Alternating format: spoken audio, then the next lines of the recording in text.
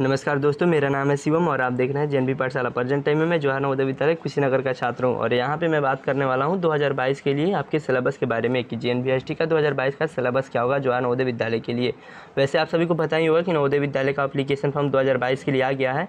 तो यहाँ पर अगर आप नवोदय विद्यालय के ऑफिशियल साइट पर आते हैं तो सबसे ऊपर ही आपको दिखाई दे देगा।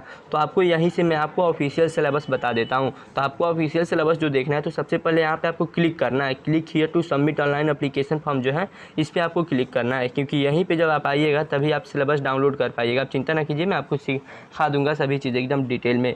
और यहाँ पे जब आप आते हैं तो यहाँ पे देखिए कॉर्नर में कुछ चीज़ें लिखी हुई हैं और इन्हीं में से एक चीज़ लिखा हुआ है हमारे यहाँ पे click here to view prospectus. आप इसको देख लीजिए।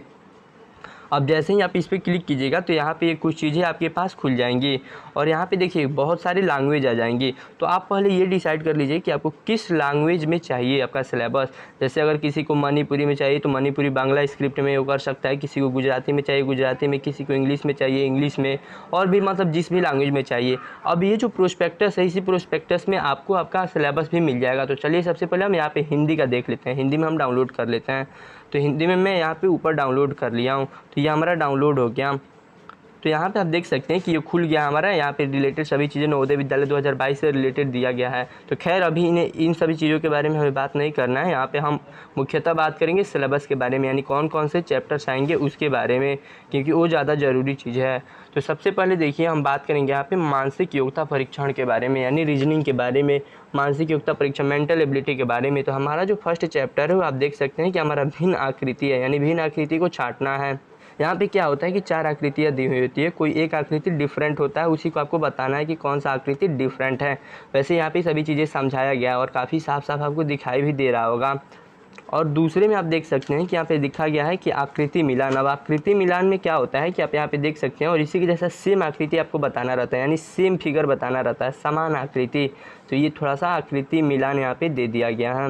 मेरे प्यारे दोस्तों, अब हम बात करते हैं थर्ड चैप्टर के बारे में और वो हमारा आकृति पूरक। और आकृति पूरक में आप जैसे कि यहाँ पे देख सकते हैं कि हमारे पास एक आकृति दिया रहेगा और ये एक जो मिसिंग पॉइंट है जो यहाँ पे मैं ये जो दिखा रहा हूँ आपको, इसी मिसिंग पॉइंट में से ये जो 4 ऑप्शंस आपको दिए हैं ये बताना रहता है कि कौन सा आएगा, इसमें यहाँ पे फिट बैठेगा। आप चिंता ना कीजिए, आपको सभी चीज़ें जेएनवी पाठशाला पे पढ़ाई जाएंगी और बताई जाएंगी, तो आपको सभी प्रॉब्लम सॉल्व हो जाएगा।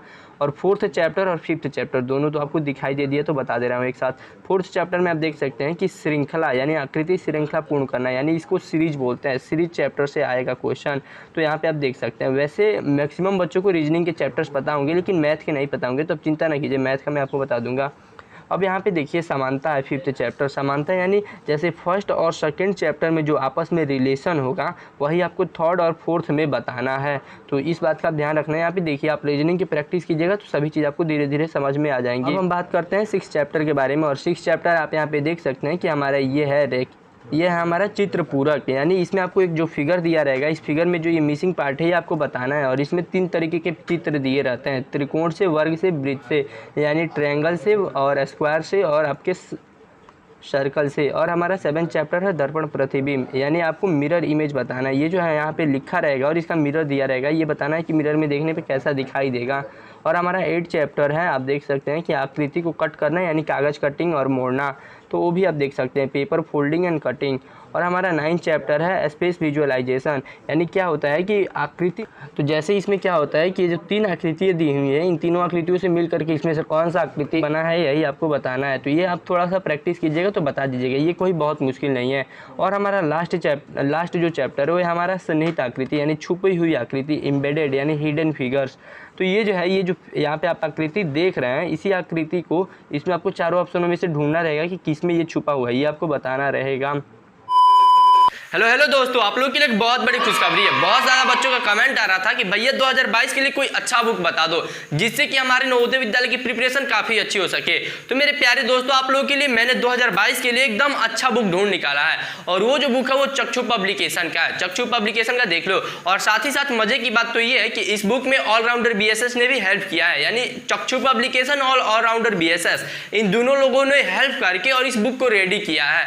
और इस बुक के कुछ स्पेसिफिकेशन के बारे में बात करूं यानी खासियत के बारे में बात करूं जिससे कि आपको बेनिफिट हो सके, तो आप खुद ही देख लो यहाँ पे 8 प्रीवियस ईयर दिया गया है, जिसमें कि 2021 का भी प्रीवियस ईयर दिया गया है और पूरा का पूरा 2014 तक दिया गया है। अब ये पिछला प्रश्न पत्र दिया हुआ है, साथ ही साथ अब आप सोचोगे कि यहाँ पे कंटेंट क्या क्या दिया गया है, तो आप देख लीजिए रीजनिंग का तो सभी चैप्टर्स दिया गया है और साथ ही साथ मैथ के भी सभी चैप्टर्स दिए गए हैं और हिंदी में तो हिंदी दिया गया ही, पैसेज यानी गद्यांश दिया गया ही है और साथ ही साथ आपका हिंदी ग्रामर भी दिया गया है और सभी चीजें एकदम हर एक चैप्टर्स डिटेल में बहुत ज्यादा ही क्वेश्चंस, आपको मैक्सिमम क्वेश्चंस करने को इसमें मिल जाएंगे और साथ ही साथ इसमें आपको 6 मॉडल पेपर भी मिल जाएगा, यानी आपको एक्स्ट्रा प्रैक्टिस सेट भी खरीदने की कोई खास जरूरत नहीं पड़ेगी और इस बुक में सभी चीजें आपको एकदम डिटेल में मिल जाएगा और 2022 के लिए मुझे लगता है कि एक one of the best book है। अगर आप परचेस करना चाहते हो तो नीचे डिस्क्रिप्शन में लिंक दिया गया है, तो आप डायरेक्ट जाकर के वहां से अमेजॉन और फ्लिपकार्ट से वहां से लिंक के थ्रू परचेस कर सकते हो। अगर आप ऐसे भी खरीदना चाहते हो तो आप अमेजॉन और फ्लिपकार्ट पे जाकर के बस ये लिख देना चक्षु नवोदय विद्यालय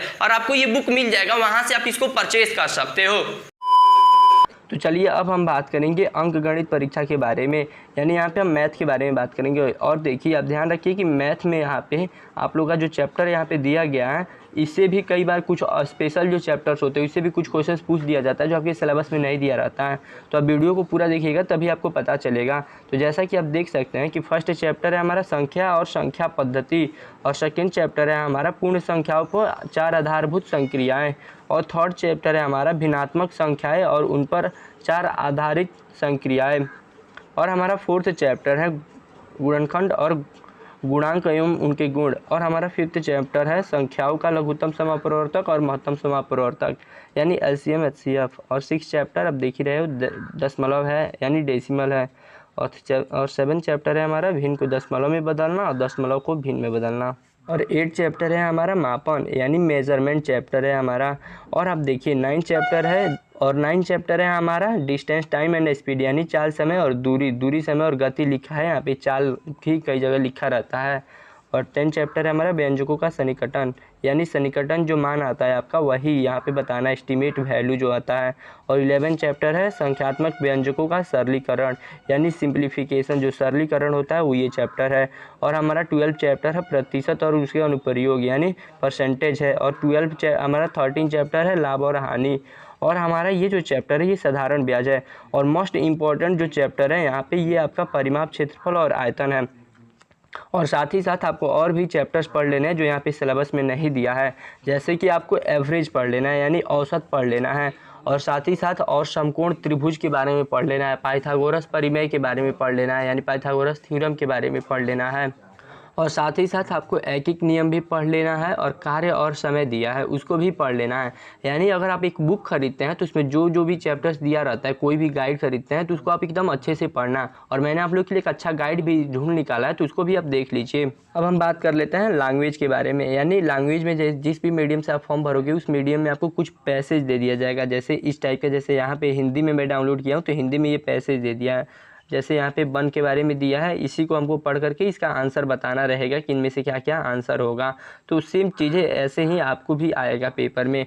और कई बार क्या होता है कुछ चीज़ें भी पूछ दी जाती हैं, जैसे कि इनमें से जैसे यहाँ पे अस्तित्व वही है, इसका पूछ देगा कि इसका अर्थ क्या होगा तो ये आपको बताना रहेगा। इसका विलोम पूछ देगा कि क्या होगा तो ये आपको बताना रहेगा। इसके अलावा ग्रामर में कुछ नहीं आता है, बस आपको यही आएगा किसी चीज़ का अर्थ पूछ दिया जाएगा या किसी चीज़ का विपरीतार्थक शब्द यानी विलोम पूछ दिया जाएगा, अपोजिट वर्ड पूछ दिया जाएगा। इसके अलावा और कुछ नहीं पूछा जाता है। तो इन सभी चीज़ों का बस आप ध्यान रखना और अच्छे से तैयारी करो जेएनवी पाठशाला, और आप मिल करके एकदम आग लगा देंगे। और हाँ, एक और अच्छी बात, अगर आपने अभी तक वीडियो को लाइक नहीं किया तो वीडियो को लाइक कर दीजिए और चैनल को सब्सक्राइब कर लीजिए। मिलते हैं अगले वीडियो में, तब तक के लिए जय हिंद, जय नवोदय।